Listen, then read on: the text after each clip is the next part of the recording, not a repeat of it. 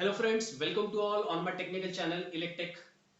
आज हम लोग देखेंगे operation of ideal transformer on no load condition with the help of suitable phasor diagram. देखिए, इससे पहले ट्रांसफार्मर लेक्चर सीरीज जो है उसमें मैंने कुछ वीडियोस अपलोड किए थे जिसमें characteristic of ideal transformer and how to draw the phasor diagram, जो दो पार्ट में वीडियो बनाया था मैंने, पार्ट 1 और पार्ट 2। ये मेरी रिक्वेस्ट है आप सभी से, प्लीज वो वीडियो जो है characteristic of ideal transformer and how to draw the phasor diagram part 1 and part 2, ये आप पहले वॉच कीजिए अच्छे से, ताकि आपको ये जो वीडियो है वो काफी अच्छे से समझ में आए या क्लियर हो। वो जो वीडियोस है उसकी लिंक जो है वो मैं डिस्क्रिप्शन में दे रहा हूं, तो आप प्लीज उसे पहले वॉच कीजिए। अब देखिए, स्टार्ट करते हैं आज का वीडियो। अभी तक अगर आपने मेरे चैनल इलेक्टेक को लाइक और सब्सक्राइब और बेल आइकन को प्रेस नहीं किया है तो प्लीज सब्सक्राइब कीजिए और बेल आइकन को प्रेस कीजिए। चलिए स्टार्ट करते हैं। तो operation of ideal transformer, what is ideal transformer? Ideal transformer का मोस्ट इंपॉर्टेंट कैरेक्टरिस्टिक हम लोगों को पता है। आइडियल ट्रांसफार्मर जो होता है उसमें वोल्टेज ड्रॉप ये जीरो और पावर लॉस भी जो होता है वो जीरो होता है। ये दो मोस्ट इंपॉर्टेंट कैरेक्टरिस्टिक है आपके ट्रांसफार्मर के, अगर वो आपका आइडियल ट्रांसफार्मर है तो। और वाइंडिंग जो होती है ट्रांसफार्मर की, primary winding as well as secondary winding, दोनों वाइंडिंग ये प्योरली इंडक्टिव होते हैं। क्योंकि देखिए, अगर वाइंडिंग अगर रेजिस्टिव नेचर की हो तो डेफिनेटली जब वो वाइंडिंग में करंट फ्लो होगा तो कुछ वोल्टेज ड्रॉप होगा, जिसको आप लोग I इंटू आर करके भी कैलकुलेट कर सकते हो। और रेजिस्टिव नेचर अगर है वाइंडिंग का तो वो करंट को जब अपोज करेगा तो हिट के फॉर्म में पावर लॉस भी होगा। तो अगर आप आइडियल ट्रांसफार्मर का ऑपरेशन पढ़ने जा रहे हो तो वोल्टेज ड्रॉप, पावर लॉस ये जीरो रहना चाहिए। तो इसका ही अल्टरनेटिव मीनिंग ये होता है कि वाइंडिंग का जो रेजिस्टिव नेचर है वो नहीं रहेगा, वो जीरो आपको कंसीडर करना पड़ेगा और वाइंडिंग ये प्योरली इंडक्टिव नेचर की ही रहेगी। तो देखिए, स्टार्ट करते हैं वीडियो को। ये कुछ बेसिक एलिमेंट्री मॉडल जो है ट्रांसफार्मर का, रेदर आइडियल ट्रांसफार्मर का, ये मैंने ड्रॉ करके रखा है। तो जैसा मैं अभी आपसे बात कर रहा था कि वाइंडिंग ये प्योरली इंडक्टिव नेचर की होनी चाहिए, तो देखिए मैंने एल जो है वो लिख के रखा है। मतलब आप लोगों को वाइंडिंग को प्योरली इंडक्टिव नेचर की तरह ही कंसीडर करना है। और देखिए, जब ड्रॉप नहीं होता है वाइंडिंग में, वोल्टेज जब ड्रॉप नहीं होता है तो इंटरनल वोल्टेजेस और एक्सटर्नल वोल्टेजेस जो है ट्रांसफार्मर के वो एग्जैक्टली इक्वल रहते हैं। आपको ये पता होना चाहिए कि इंटरनल वोल्टेज मैं किसको बोल रहा हूं और एक्सटर्नल किसको बोल रहा हूं। बिल्कुल सिंपल है, एक्सटर्नल मतलब टर्मिनल वोल्टेज, इनपुट टर्मिनल और आउटपुट टर्मिनल वोल्टेज, और इंटरनल वोल्टेज मतलब जो ईएमएफ इंड्यूस्ड होता है ट्रांसफार्मर के प्राइमरी वाइंडिंग और सेकेंडरी वाइंडिंग में, उसको इंटरनल वोल्टेजेस बोला जाता है। जैसे कि फॉर एग्जांपल आप देखिए, ये E1 और E2 ये दो इंटरनल वोल्टेजेस है। E1 ये आपका सेल्फ इंड्यूस्ड ईएमएफ और E2 ये आपका म्यूचुअल इंड्यूस्ड ईएमएफ। और V1 V2 जो होते हैं वो आपके टर्मिनल वोल्टेजेस है, जिसमें V1 ये आपका इनपुट टर्मिनल वोल्टेज और V2 जो है वो आपका आउटपुट टर्मिनल वोल्टेज हो सकता है। तो इस तरीके से देखिए, जब ड्रॉप नहीं होगा, आप जब आइडियल ट्रांसफार्मर कंसीडर कर रहे हैं और जब ड्रॉप नहीं हो रहा है तो डेफिनेटली इंटरनल और एक्सटर्नल वोल्टेजेस जो है वो इक्वल रहेंगे, क्योंकि ड्रॉप ही नहीं हो रहा है बीच में वोल्टेज। तो इसीलिए अगर ट्रांसफार्मर आपका आइडियल है तो V1 equals to E1 and E2 is equal to V2 मैंने लिख के रखा है। वो इसलिए लिख के रखा है क्योंकि ड्रॉप वोल्टेज नहीं है, ड्रॉप नहीं है, वोल्टेजेस का ड्रॉप नहीं है, वाइंडिंग में ड्रॉप्स नहीं हो रहे हैं। तो इस वजह से जो है ये आपको पता होना चाहिए कि प्राइमरी साइड में V1 is equal to E1 होगा और सेकेंडरी साइड जो है ट्रांसफार्मर की उसमें E2 इक्वल्स टू क्या होना चाहिए, V2। तो चलिए स्टार्ट करते हैं। तो सबसे पहले स्टार्ट करते हैं, कुछ एनालिसिस के बारे में देखते हैं। अगर ट्रांसफार्मर आपका आइडियल है तो ये कुछ एनालिसिस मैंने लिख के रखा। क्या होता है, अगर आप पावर इक्वेशन लिखते हो आपके ट्रांसफार्मर के लिए तो आप क्या लिख सकते हो, इनपुट पावर जो होता है P इन का शॉर्ट में लिख के रखा है मैंने। देखिए, P इन मतलब इनपुट पावर को आप कंसीडर कीजिए। इनपुट पावर जो होता है ट्रांसफार्मर का वो पर्टिकुलर तीन फंक्शन वो इनपुट पावर के रहते हैं। उसमें से पहला फंक्शन जो है, मतलब आप जो इनपुट पावर दे रहे हैं आपके ट्रांसफार्मर को, उसमें से कुछ परसेंटेज ऑफ पावर जो है वो कोर को मैग्नेटाइज करने में काम में आता है। पी मैग जो मैंने लिख के रखा है, इसका मतलब है पी मैग मतलब power required to magnetize the core basically. क्योंकि आपको पता है जब तक आपका कोर मैग्नेटाइज नहीं रहेगा, उसमें फ्लक्स नहीं डेवलप होगा, तब तक आप ट्रांसफॉर्मेशन नहीं कर सकते, ईएमएफ इंडक्शन नहीं होगा, ना सेकेंडरी में E2 ना प्राइमरी में E1। तो कोर को मैग्नेटाइज करने के लिए डेफिनेटली कुछ पावर लगेगा, वो है Pmax। आप समझिए खुद के लिए। तो P मतलब इनपुट पावर, तो जो लिख के रखा है, तो इनपुट पावर में से कुछ परसेंटेज ऑफ पावर एक कोर को मैग्नेटाइज करने के काम में आता है। कोई भी ट्रांसफॉर्मर हो उसके लिए जनरलाइज लिख के रखा है मैंने। और कुछ परसेंटेज ऑफ पावर ये लॉस को ओवरकम करने में जाएगा, मतलब लॉस को ओवरकम करने में बोलिए या लॉसेबल पावर आप बोल सकते हो।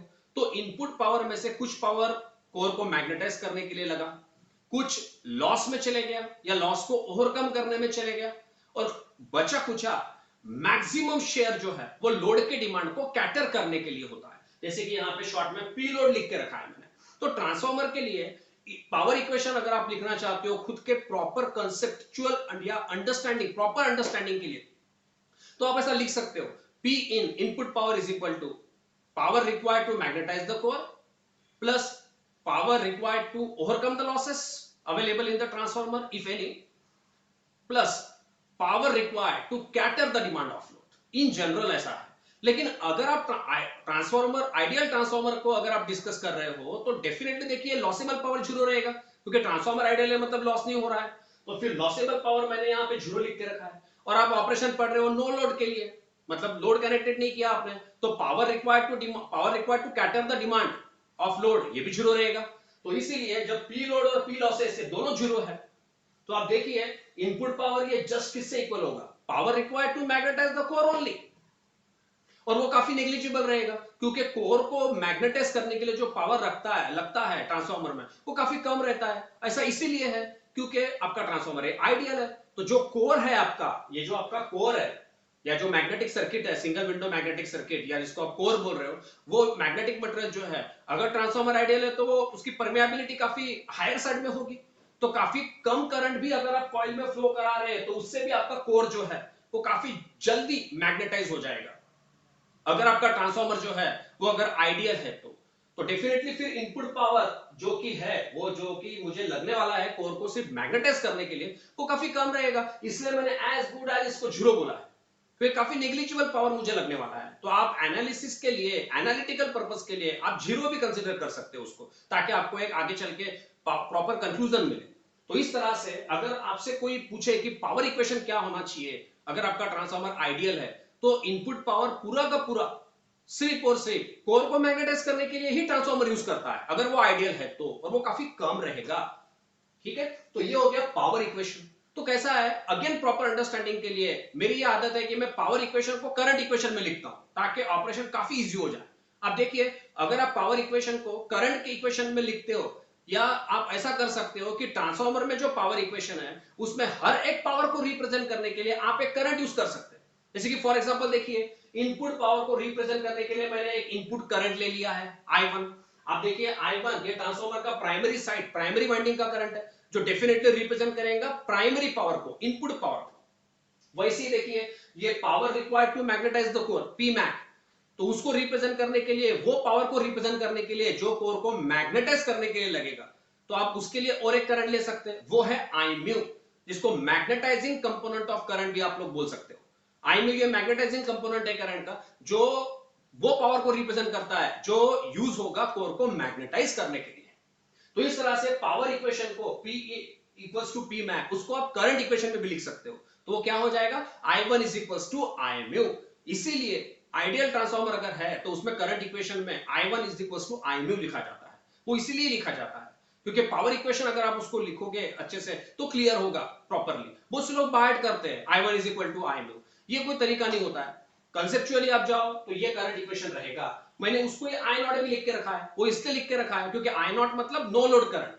अगर ट्रांसफॉर्मर के सेकेंडरी साइड में आप लोड करंट नहीं करते हो तो प्राइमरी साइड का जो करंट रहता है उसको I नॉट भी बोला जाता है। ठीक है, जिसको आप नो लोड प्राइमरी करंट भी बोल सकते हो अगर आप बोलना चाहो तो। ठीक है, तो इस तरह से ये हो गया आपका एनालिसिस आपके आइडियल ट्रांसफॉर्मर का, जो काफी इंपॉर्टेंट होगा अगर आपको ये पढ़ना है ऑपरेशन क्या है आपके आइडियल ट्रांसफॉर्मर का जब आप लोड कनेक्ट नहीं करते हो, तो ये मोस्ट इंपॉर्टेंट है। तो इससे पहले कि हम लोग आगे जाए, सबसे पहले ये जो ऑपरेशन है आइडियल ट्रांसफॉर्मर का जब लोड कनेक्ट नहीं होता है, वो हम लोग देखेंगे with the help of phasor diagram, जो कि एक इंपॉर्टेंट चीज है। तो देखिए, चलिए देखते हैं फेजर डायग्राम कैसा ड्रॉ करते हैं। अगर आपका ट्रांसफार्मर आइडियल है और लोड अगर कनेक्ट नहीं किया है तो आप लोगों को सबको पता है कि फेजर डायग्राम ड्रॉ करना अगर है तो सबसे पहले क्या करते हैं, रेफरेंस वेक्टर चाहिए होता है।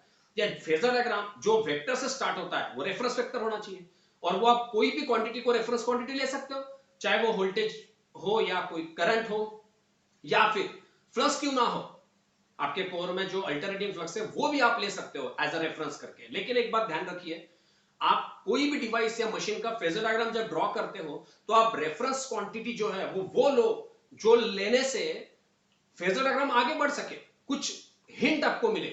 नहीं तो आप रेफरेंस वेक्टर ड्रॉ करोगे और उसके आगे के वेक्टर या आगे आपका वेक्टर डायग्राम बढ़ेगा ही नहीं, अगर आपके पास कोई टेक्निकल कंसेप्ट नहीं है फेजर डायग्राम ड्रॉ करने का या आपको कुछ हिंट नहीं मिल रही है तो ये गलत होगा फिर। इसीलिए आप देखिए थोड़ा सोच समझ के रेफरेंस लीजिए। तो यहां पे आपने देखा होगा, जनरली टेक्स्ट बुक्स में भी आपने देखा होगा, कोई भी ऑथर के टेक्स्ट बुक में आप देखो, ट्रांसफार्मर का फेजर डायग्राम जब कोई ड्रॉ करता है, चाहे फिर वो ideal transformer with load without load हो या practical transformer with load without load हो, फ्लक्स जो होता है फाई, अल्टरनेटिंग फ्लक्स फाई, वही आप रेफरेंस लेते हो ऑलवेज, क्योंकि उससे पूरा फेजर डायग्राम काफी इजी होता है, काफी इजी लगने लगता है, इसीलिए ऐसा किया जाता है। तो आप देखिए कैसा इजी होता है वो हम लोग देखेंगे। तो ये क्लियर हो गया कि हमेशा रेफरेंस वेक्टर ये फाई ही होगा, फ्लक्स ही होगा ऑलवेज। ओके, तो देखिए रेफरेंस वेक्टर जो है आपको अच्छे से पता है, जो रेफरेंस वेक्टर होता है वो परफेक्टली हॉरिजॉन्टल होता है, रेफरेंस परफेक्टली हॉरिजॉन्टल। तो वो देखिए सबसे पहले मैंने फाई ड्रॉ करके है, मैंने पूरा डायग्राम पहले से ड्रॉ करके रखा है, लेकिन मैं स्टेप बाय स्टेप आपको समझा रहा हूं। सबसे पहले जो वेक्टर आपने ड्रॉ किया वो रेफरेंस वेक्टर है और वो है यहां पे फाई, फ्लक्स। और देखिए फ्लक्स से मेडिएटर होता है, फ्लक्स से जो है वो मेडिएटर है। अगर आपका कोर जो है उसमें अगर फ्लक्स ना हो तो डेफिनेटली सेकेंडरी वाइंडिंग जो है उसमें म्यूचुअली इंड्यूस्ड ईएमएफ E2 नहीं मिलेगा और प्राइमरी वाइंडिंग में E1 नहीं मिलेगा। तो फ्लक्स ही है जो आपको ट्रांसफॉर्मेशन करा के रहता है ट्रांसफार्मर में, तो इसलिए उसको आप रेफरेंस लोगे तो अंडरस्टैंडिंग के लिए काफी बेटर होगा। तो चलिए रेफरेंस वेक्टर मैं ले चुका हूं फाई। अब उसके लिए देखो रेफरेंस वेक्टर तो आप ले लिए हो, लेकिन देखो कैसा इजी होता है, कितना अच्छा कांसेप्ट है। आपको एक साइंटिस्ट पता है, या पता होना चाहिए अगर आप एक इंजीनियर हो तो, और वो है ओरिस्टेड। उसने काफी इंपॉर्टेंट स्टेटमेंट ओरिस्टेड ने आपको दिया है कि आप इलेक्ट्रिसिटी और मैग्नेटिज्म को सेपरेट नहीं कर सकते। जहां जहां इलेक्ट्रिसिटी है वहां वहां मैग्नेटिज्म है ही, और जहां जहां मैग्नेटिज्म है वहां आप इलेक्ट्रिसिटी बना सकते हो या जनरेट कर सकते हो। तो आप देखिए फाई है आपका मैग्नेटिज्म है, कोर में फ्लक्स डेवलप हो गया, मैग्नेटाइज हो गया कोर, मैग्नेटिज्म है फाई, तो डेफिनेटली उसका जो इलेक्ट्रिसिटी है वो है आई म्यू, क्योंकि हम लोगों ने देखा था आई म्यू ये मैग्नेटाइजिंग कंपोनेंट है करंट का, जो वो पावर को रिप्रेजेंट करता है जो कोर को मैग्नेटाइज करने के लिए लगता है।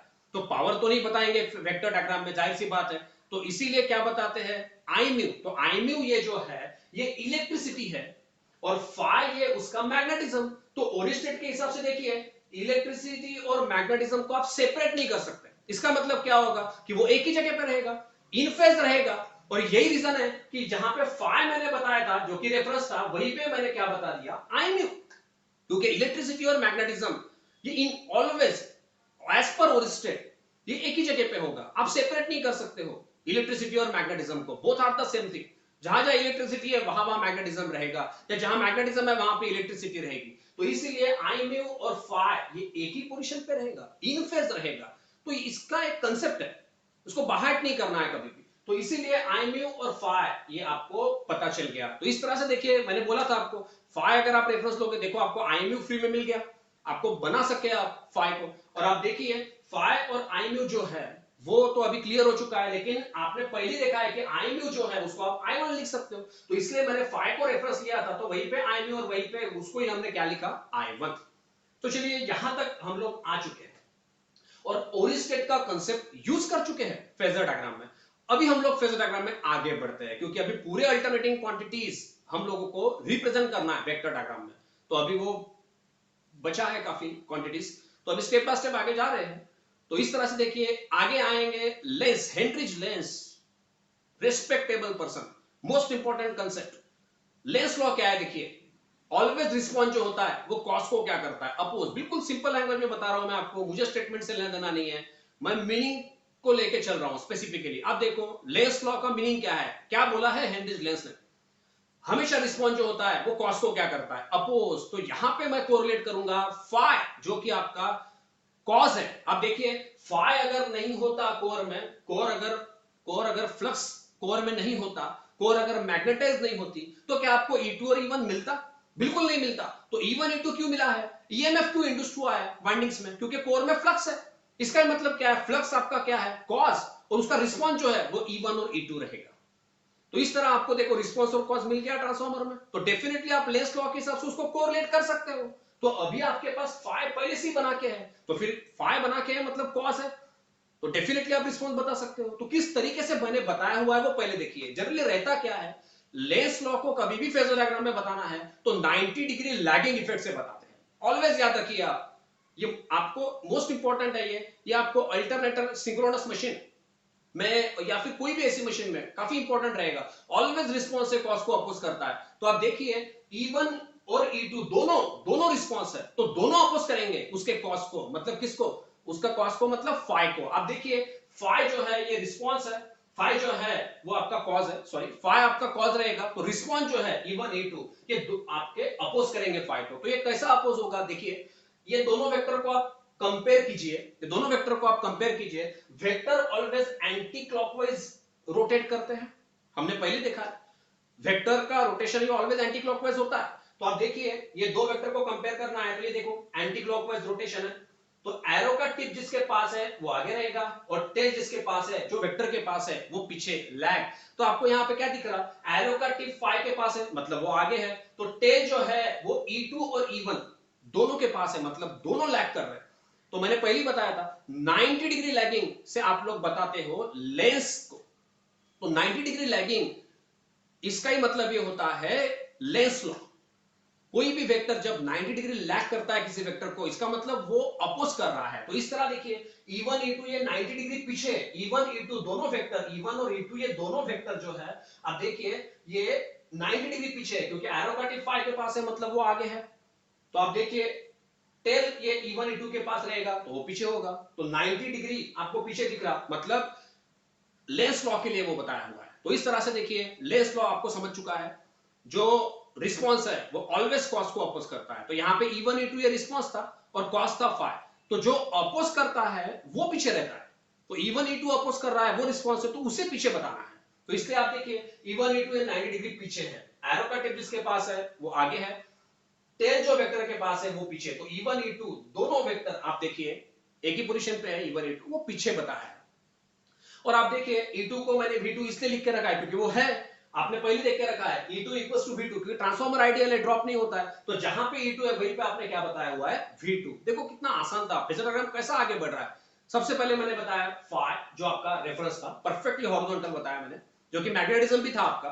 तो मुझे जनरली ओरिस्टेट को यूज करना पड़ा, और मैं यूज कर भी सका उसको, क्योंकि मैग्नेटिज्म और इलेक्ट्रिसिटी को आप सेपरेट नहीं कर सकते। तो मैंने जैसे ही मैग्नेटिज्म बताया मैं इलेक्ट्रिसिटी बता सका, आई न्यू, जो कोर को मैग्नेटाइज करने के लिए काम में आता है, करंट। बिल्कुल सिंपल है, आप सेपरेट नहीं कर सकते हो, तो एक ही जगह पे रहेंगे वो वेक्टर। फिर ओरिस्टेट के कंसेप्ट के बाद आया लेंस। लेंस ने बताया है ऑलवेज रिस्पॉन्स कॉस को अपोज करता है, तो जो रिस्पॉन्स है जो अपोज करता है उसको 90 डिग्री पीछे बताना है। तो E1 E2 ये रिस्पॉन्स है, तो उसको मैंने पीछे बताया 90 डिग्री। आप देखिए E1 E2 ये फ्लक्स के पीछे 90 डिग्री पीछे है ना, वेक्टर एंटी क्लॉकवाइज रोटेट हो रहा है, एरो का टिप जो वेक्टर के पास है वो आगे, टेल जिसके पास है वो पीछे। तो आप देखिए E1 E2 ये फाई के पीछे आपको दिखाई दे रहा है, तो लेंस भी हो गया। अब आप देखिए मैंने पहले बता के रखा है आपको, फ्लक्स ये मीडिएटर है, तो ये डिफरेंशिएट करते आना चाहिए आपको आपके फेजर डायग्राम को बाय यूजिंग फ्लक्स। तो कैसा होता है, ये जो वेक्टर है आपका फ्लक्स फाई, उसके ऊपर जो है वो पूरे वेक्टर्स होते हैं प्राइमरी साइड्स के, और फ्लक्स के नीचे जो पूरे वेक्टर्स होने चाहिए वो होने चाहिए सेकेंडरी साइड के। तो आप यहां पे देखिए ये जो आपका फ्लक्स है उसके नीचे जो वेक्टर है वो पूरे सेकेंडरी के है, और ऊपर प्राइमरी के होने चाहिए। तो आप देखिए सेकेंडरी साइड जो है उसके वेक्टर में यहाँ पे कौन बीच में आया हुआ है? देखो E1 बीच में आया हुआ है, तो आप उसको ऊपर शिफ्ट कर सकते हो। बिल्कुल, जब नीचे था तो E1 था, तो अगर आप उसको ऊपर लिखना है तो आप क्या लिख सकते हो? Minus E1। अब देखिए नीचे था तो E1 था, मैंने ऊपर लिखा है तो मैंने माइनस E1 लिखा है। तो अगर आपको उसको पॉजिटिव बनाना है वेक्टर को, तो मैंने मॉड ले लिया उसका। तो आप देखिए ये हो गया E1, और जहां पे आप E1 लिखे आपने वहीं पे आप क्या लिख सकते हो? V1, क्योंकि V1 is equal to E1 है। अब देखिए V1 is equal to E1 क्योंकि ड्रॉप नहीं होता है। तो इस तरीके से देखिए आपने पूरा डायग्राम जो है वो पूरा का पूरा डायग्राम कंसेप्चुअली काफी अच्छे से समझ लिया है। यहाँ पे हर एक वेक्टर को मैंने एक्सप्लेन किया हुआ है। आपने दो साइंटिस्ट के कंसेप्ट्स को यहाँ पे यूज किया है, एक आपका ओरिस्टेड और दूसरा लेंस लॉ को। बिल्कुल सिंपल था। और आप देखिए फेजर डायग्राम अगर आपको समझ में आया है तो अभी पूरे क्वांटिटीज को आप यहाँ पे बता चुके हो। ऐसी एक भी क्वांटिटी नहीं है जो आपके बेसिक एलिमेंट्री मॉडल में है और फेजर डायग्राम में नहीं है, ऐसा नहीं हुआ है। पूरे क्वांटिटीज को आपने रिप्रेजेंट किया हुआ है काफी अच्छे से। तो आप देखिए एक मोस्ट इंपॉर्टेंट कंसेप्ट देखिए, जनरली ऐसा होता है कि आइडियल ट्रांसफॉर्मर अगर है तो इनपुट पावर उसमें जीरो होता है, या ये प्रूव करने के लिए भी आता है, काफी सारे इंटरव्यूज में भी पूछते हैं, आपके ऑब्जेक्टिव्स में भी आता है। तो आपको पता होना चाहिए, बिल्कुल सिंपल है, इनपुट पावर, ट्रांसफॉर्मर का इनपुट पावर। अगर सिंगल फेस ट्रांसफॉर्मर, अगर मैं कुछ भी ले सकते एग्जांपल के लिए, अगर मैं सिंगल फेस ट्रांसफॉर्मर का लेता हूं तो पावर का फॉर्मूला क्या होगा, वी आई कॉस फाई। तो आप देखिए इनपुट पावर है तो प्राइमरी P1, तो क्या लिख सकते हैं इनपुट पावर को, V1 I1 cos of phi 1, Vi cos phi, where what is cos phi? Cos phi is the power factor and phi 1 is the angle between V1 and I1। तो आप देखिए V1 और I1 के बीच में ये angle देखिए कितना है, 90 डिग्री है। तो अगर आप phi 1 के जगह पे अगर 90 पुट करते हो तो cos 90 जो है वो जीरो हो जाएगा, तो सीधा इनपुट पावर जो है वो जीरो आपको दिखेगा। इसका ही मतलब क्या है कि अगर आपका ट्रांसफॉर्मर आइडियल है तो उसका जो इनपुट पावर है वो जीरो रहेगा आइडियली।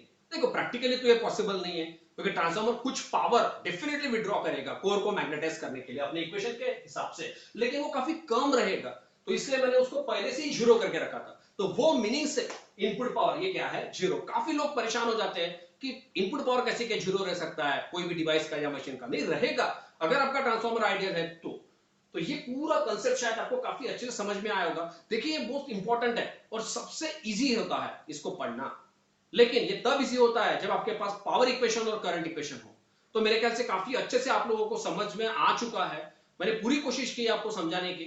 अगर आपके कुछ डाउट्स है तो डेफिनेटली मुझे कमेंट करें ताकि मैं उसको क्लियर कर सकूं। कुछ आने वाले वीडियोस में डेफिनेटली मैं क्लियर करूंगा। अगर आपको कुछ डाउट है तो प्लीज कमेंट कीजिए, मुझे इंटरैक्टिव रहिए ताकि मैं उसको क्लियर कर सकूं अगर कुछ डाउट्स है तो। थैंक यू वेरी मच, आप मेरे साथ बने रहिए। डेफिनेटली कुछ और इंटरेस्टिंग कंसेप्ट जो है मैं लेके जल्दी ही लेके आऊंगा आपके लिए। Thank you very much.